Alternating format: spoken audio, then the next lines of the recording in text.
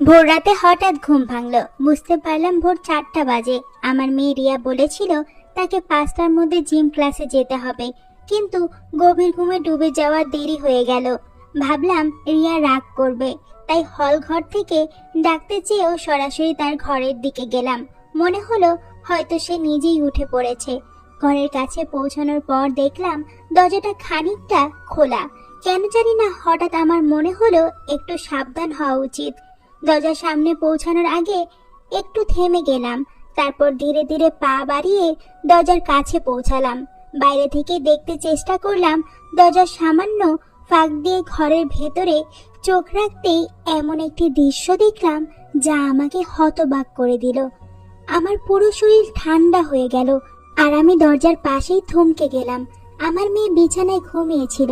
সে পাশ ফিরে শুয়েছিল, তবে তার শরীরের অর্ধেক ঘুরে যাওয়ায় সে কিছুটা অন্যদিকে ছিল। তার পরনে ছিল একটি লাল রঙের টি শার্ট এবং কালো রঙের জিন্স। আমি দেখলাম ঘুমের মধ্যে তার টি শার্ট কিছুটা উপরের দিকে উঠে গেছে। সে বিছানার এক কোণে শুয়েছিল। তার থেকে সামান্য দূরে, প্রায় 1.5 ফুট দূরে, আমার ছোট্ট ছেলে ঈশান দাঁড়িয়েছিল। ঈশান এতটাই কাছে দাঁড়িয়েছিল যে সে রিয়াকে পুরো দৃষ্টিতে পর্যবেক্ষণ করছিল, কিন্তু সে শুধু তাকিয়েই ছিল না, যেন কিছু করার চেষ্টা করছিল। ভিতরে কি ঘটছে তা দেখে আমি বিশ্ব জমে গেলাম। এই মুহূর্তে আমার মনে হলো, হে ঈশ্বর, এখন কি করব? এই ছেলেটি এত সাহস পেয়েছে যে আমার উপস্থিতিতেও রিয়ার ঘরে ঢোকার সাহস দেখাচ্ছে। আমার মনের মধ্যে আতঙ্ক কাজ করছিল। ঈশান যে আমার 19 বছরের ছেলে, সে কেন রিয়া যে তার 24 বছরের বড় বোন, তার প্রতি এমন আচরণ করছে? তার সাহস যেন দিন দিন বেড়েই চলেছে। এই পরিস্থিতি দেখে আমার মনে ভয় ঢুকে গেল। এমন কিছু যেন না হয় যা তাদের দুজনের জীবনকে নষ্ট করে দিতে পারে। আমি কখনোই ভাবিনি যে ঈশান এমন কিছু করতে পারে, তবে এখন সে বড় হচ্ছে, আর তার আচরণ আমাকে চিন্তিত করে তুলছিল। আমি আগে কখনো ঈশানের এমন আচরণের দিকে তেমন মনোযোগ দেইনি, তবে সময়ের সঙ্গে সঙ্গে লক্ষ্য করলাম সে যেন রিয়ার প্রতি একটু বেশি মনোযোগী হয়ে উঠছিল। রিয়া ছিল তার থেকে 5 বছরের বড়। তার নিজের একটা ভিন্ন জীবন ছিল, কলেজ, বন্ধু বান্ধবদের আলাদা এক জগৎ। তার সেই জগৎ ঈশানের থেকে একেবারেই আলাদা। তারা একসঙ্গে বেশিরভাগ সময় বাড়িতে থাকতো, কিংবা তাদের পুরো পরিবার একসঙ্গে কোথাও গেলে যেমনটা সাধারণত ভাই বোনরা করে, তারাও একসঙ্গে মজা করত, একে অপরকে ঠাট্টা করত কিংবা ছোট ছোট দুষ্টামি করত। রিয়া সবসময় তার সঙ্গে খুব স্বাভাবিক ও নির্ভীক আচরণ করত। সম্ভবত রিয়া এই নির্ভীক আচরণই ঈশানের মনে তার প্রতি এক অদ্ভুত আকর্ষণ তৈরি করেছিল। ধীরে ধীরে ঈশান রিয়ার আরো কাছাকাছি যাওয়ার চেষ্টা করতে শুরু করলো, তবে রিয়া ছিল তার নিজের জগতে মগ্ন। তার এই বাস্তবতার কারণে সে কখনো বুঝতেই পারেনি যে ঈশান তাকে একটু অন্যভাবে দেখছে। ঈশান প্রায়ই রিয়ার দিকে তাকিয়ে থাকতো, বিশেষ করে যখন সে মনোযোগ দিয়ে কিছু করত বা নিচু হয়ে কোনো কাজ করত। ঈশানের দৃষ্টি এমন ছিল যেন সে সেই মুহূর্তগুলো গভীরভাবে উপভোগ করছে। মজার ছলে মাঝে মাঝে সে রিয়ার কাছে আসার চেষ্টা করত এবং আলাপের ছলে একটু বেশি ঘনিষ্ঠ হয়ে পড়ত। তবে কিছু সময় ঈশানের আচরণ সহ্য সীমার বাইরে চলে যেত। সে যেন এমন কিছু করত যা রিয়াকে অস্বস্তিতে ফেলে দিত। প্রথমে বিষয়টি রিয়ার নজরে আসেনি, কিন্তু ধীরে ধীরে তার আচরণে কিছু অস্বাভাবিক ধরা পড়ে রিয়া বিষয়টি বুঝতে পারার পর এ নিয়ে ভাবতে শুরু করে এবং তার পরবর্তী পদক্ষেপ নিতে সিদ্ধান্ত নেয়। প্রত্যেকবার এমন কিছু ঘটলে আমি নিজেকে খুব অপরাধী মনে করতাম। আমার নিজের সন্তান, আমার ছেলেই আমার মেয়ের প্রতি এমন আচরণ করছে, এটা খুবই লজ্জাজনক ছিল। আমার পক্ষে এটা সহ্য করা কঠিন হয়ে পড়েছিল। তবে ঈশানকে পুরোপুরি দোষারোপ করার আগেও আমার মনে দয়া জন্ম নিল। এই আধুনিক যুগে যেখানে টিভি, সিনেমা, ইন্টারনেট এবং মোবাইল ফোনের অতিরিক্ত প্রভাব রয়েছে, সেখানে এই ধরনের আচরণ না হওয়াটা কিভাবে সম্ভব? আমাদের সন্তানদের মনে এগুলোর প্রভাব পড়বে, এটাই স্বাভাবিক। তবে যা সবচেয়ে কষ্টদায়ক ছিল তা হলো আমি এই ঘটনা দেখেও কিছুই করতে পারছিলাম না।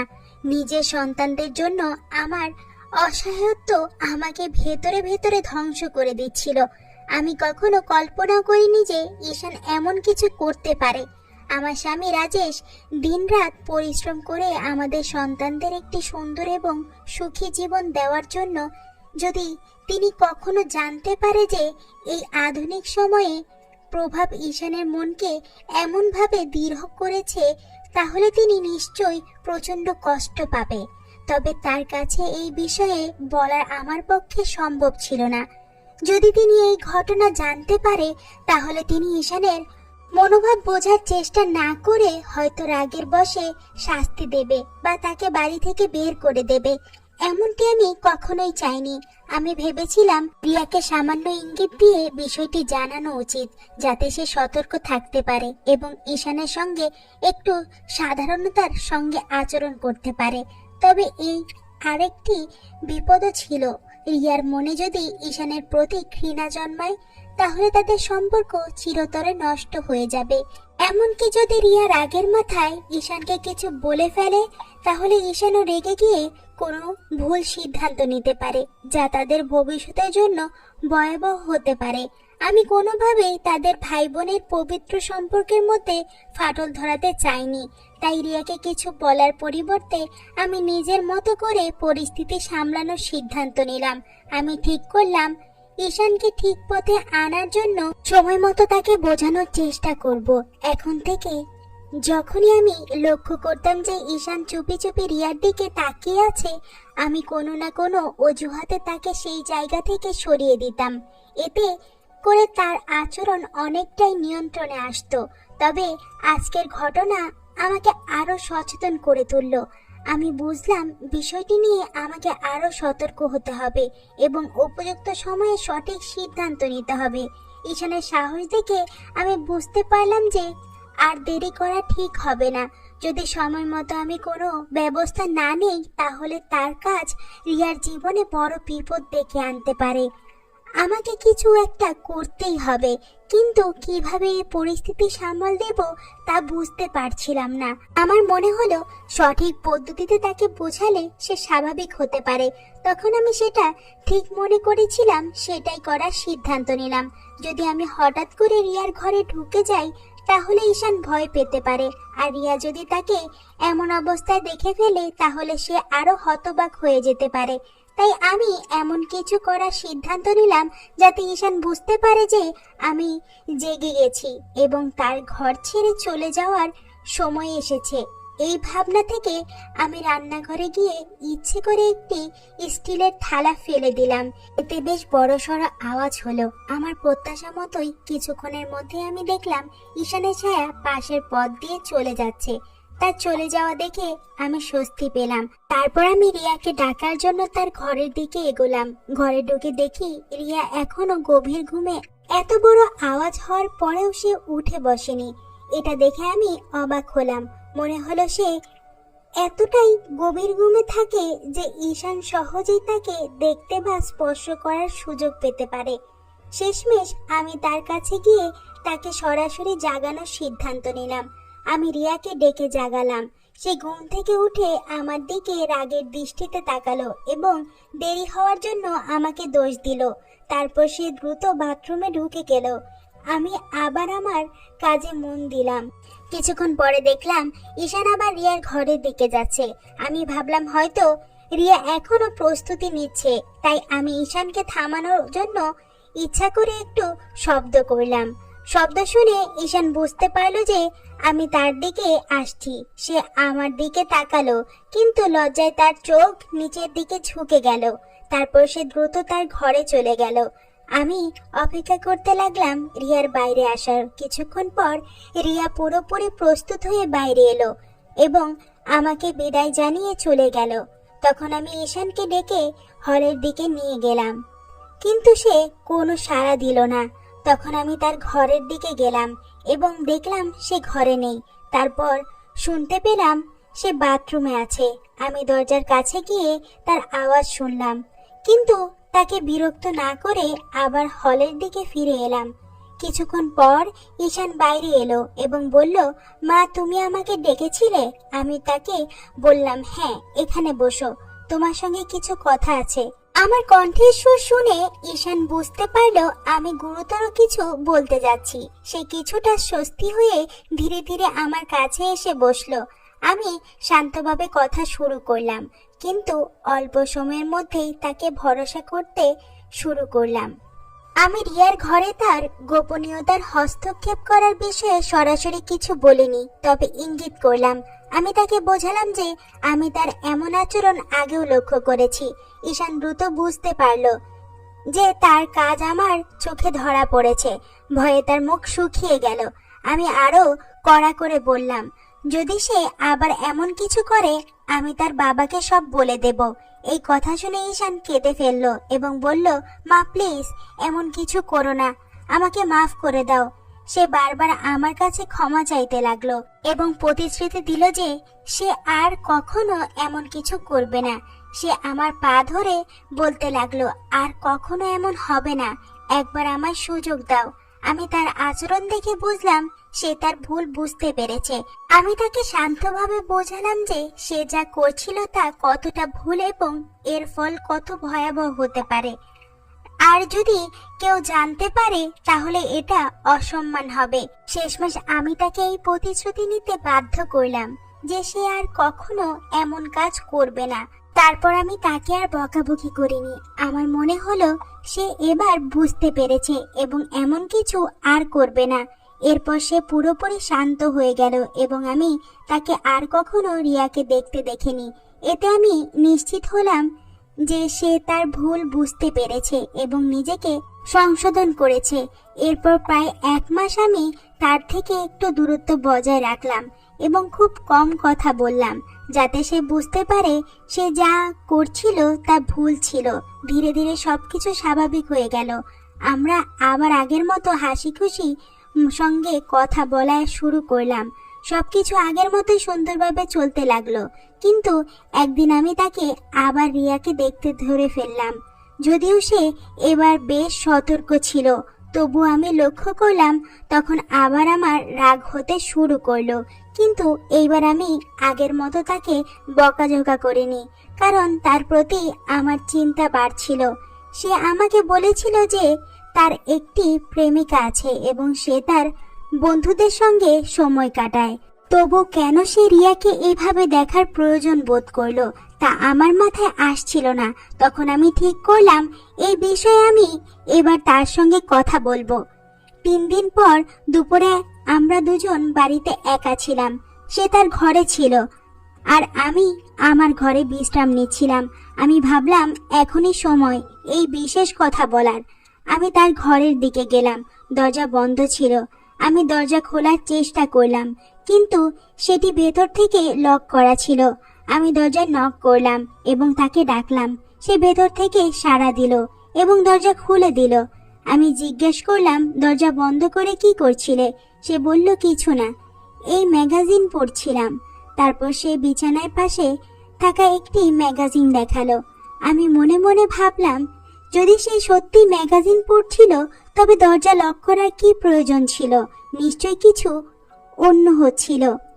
কিন্তু এবার আমি শান্ত থাকতে চাইলাম এবং তাকে বোঝানোর সিদ্ধান্ত নিলাম আমি রিয়াকে নিয়ে কথা বলার জন্যই এসেছিলাম। তাই অন্য কিছু না বলেই আমি তার বিছানার পাশে গিয়ে জিজ্ঞাসা করলাম, কোন ম্যাগাজিন পড়ছো? তারপর তার হাত থেকে ম্যাগাজিনটি নিয়ে দেখতে শুরু করলাম। এটি তার কলেজের একটি বুলেটিন ছিল, যেখানে ছাত্রছাত্রীদের লেখা প্রবন্ধ, গল্প এবং কবিতা ছিল। আমি ম্যাগাজিনটি তাকে ফিরিয়ে দিয়ে জিজ্ঞাসা করলাম, কোনটা পড়ছিলে? এতে ম্যাগাজিন খুলে সে একটি প্রবন্ধ দেখিয়ে বলল, এইটা পড়ছিলাম। আমি বললাম, ঠিক করে বলো তো কি আছে এতে। তারপর আমি তার পাশে বিছানায় একটু জায়গা নিয়ে শুয়ে পড়লাম। আমার ছেলে বিছানায় চিত হয়ে শুয়েছিল আর আমি তার পাশে শুয়ে থেকে সেই প্রবন্ধটি দেখতে লাগলাম। আমরা একসঙ্গে সেই প্রবন্ধটি পড়তে শুরু করলাম। ঈশান বলল, এটা আর কিছু মজার নেই, তুমি কি পড়তে চাও? তারপর সে ম্যাগাজিনটি আমার হাতে দিয়ে দিল। আমি বিছানায় কিনায় শুয়ে বললাম, মনে হচ্ছে পড়তে পড়তে পড়ে যাব। এ কথা শুনে ঈশান তাড়াতাড়ি আমাকে ধরে ফেলার জন্য হাত বাড়ালো, কিন্তু অসাবধানতায় বশত তার হাত আমার বুকের উপর পড়ে গেল। তারপর সে অন্য হাত আমার কবজি ধরে আমাকে উপরে টেনে তুললো। তার এই আচরণে আমার জন্য এক অদ্ভুত শিহরণ জেগে উঠল। ঈশানও খুব বিব্রত দেখাচ্ছিল। সে মুখে বলল, মা আমি উঠে বসলাম। আরে কোনো ব্যাপার না, বরং আমার তোমাকে ধন্যবাদ বলা উচিত। তুমি যদি আমাকে না ধরতে তাহলে আমি পড়ে যেতাম। আমার কথায় ঈশান হেসে উঠল আর পরিবেশ হালকা হয়ে গেল। আমি তাকে বললাম, এবার এটা আমাকে পড়ে শোনাও। ছোট অক্ষর আমার ভালো দেখা যায় না। ঈশান ম্যাগাজিন নিয়ে পড়া শুরু করলো। তাকে আরাম দেওয়ার জন্য আমি তার মাথার নিচে আমার হাত রাখলাম এবং সে পড়তে লাগলো। সে আমাকে আরো কাছে টেনে নিয়ে প্রবন্ধটি পড়ে শোনালো। এরপর বলল, এখন বাকিটুকু তুমি পড়ো। আমি ম্যাগাজিনটি হাতে নিয়ে পরের পৃষ্ঠা উল্টাতে শুরু করলাম। ঈশান আমার কাছেই শুয়েছিল। একটি পৃষ্ঠায় থেমে আমি মন দিয়ে পড়া শুরু করলাম। কিছুক্ষণ পরে আমি একটু অস্বাভাবিক অনুভব করলাম। দেখি ঈশানের একটি পা আমার পায়ের উপর রেখেছে এবং সে একটু নাড়াচাড়া করছে। প্রথমে বুঝতে পারিনি, কিন্তু যখন ভালো করে খেয়াল করলাম তখন ব্যাপারটা পরিষ্কার হলো। আমি ভাবলাম সে হয়তো ম্যাগাজিন পড়ছিল। তবু এমন কেন হলো? নিচে তাকিয়ে দেখলাম তার হাত আমার কোমরের কাছে ছিল। তখন মনে পড়লো, যখন সে আমাকে পড়ে যাওয়া থেকে ধরছিল তখন তার আঙুল আমার কোমরের কাছে আটকে গিয়েছিল। এটা মনে করে আমি কিছুটা স্বস্তি বোধ করলাম। আমি আস্তে করে ঈশানের মুখের দিকে তাকালাম। তার চেহারা সম্পূর্ণ শান্ত। আমি ভাবলাম সে কি ভাবছে। নিজেকে শান্ত রাখলাম এবং আবার ম্যাগাজিন পড়তে শুরু করলাম। মনে মনে প্রার্থনা করছিলাম যেন ঈশান এই পরিস্থিতি নিয়ে কিছু না বোঝে। কি করব ভেবে পাচ্ছিলাম না। প্রথমে মনে হলো সাথে সাথে উঠে গিয়ে তাকে দূরে সরিয়ে দেই। আমি তেমন শক্তি সঞ্চয় করতে পারছিলাম না, যেন কোনো অদৃশ্য শক্তি আমাকে সেখানে আটকে রেখেছিল। আমি চুপচাপ শুয়ে রইলাম, বাইরে থেকে ম্যাগাজিন পড়ার ভান করছিলাম। সময় যেন থমকে গিয়েছিল। কয়েক মিনিট কেটে গিয়েছিল, কিন্তু মনে হচ্ছিল যেন কয়েক ঘন্টা পার হয়ে গেছে। অবশেষে আমি সিদ্ধান্ত নিলাম যে আমাকে কিছু করতে হবে। আমি বললাম, ঈশান মনে হচ্ছে আমার শরীরটা টান ধরেছে। তারপর আস্তে আস্তে নিজেকে সরিয়ে নিলাম এবং তার থেকে একটু দূরে সরে গেলাম। পাশের বালিশ সরিয়ে আমি বসে পড়লাম। ঈশান একটু বিস্মিত হয়ে আমার দিকে তাকালো, কিন্তু কিছু বলল না। আমি তখন পরিস্থিতি হালকা করার জন্য তাকে অন্য কোনো বিষয়ে কথা বলতে লাগলাম। আমি ঈশানের দিকে একবার তাকালাম এবং দেখলাম যে কিছুটা স্বস্তি অনুভব করছে। পরিবেশ সহজ করার জন্য আমি ঈশানকে বললাম, ঈশান আমার গলাটা শুকিয়ে গেছে, তুমি কি আমার জন্য এক গ্লাস জল এনে দেবে? ঈশান বিছানা থেকে উঠে জল আনতে গেল।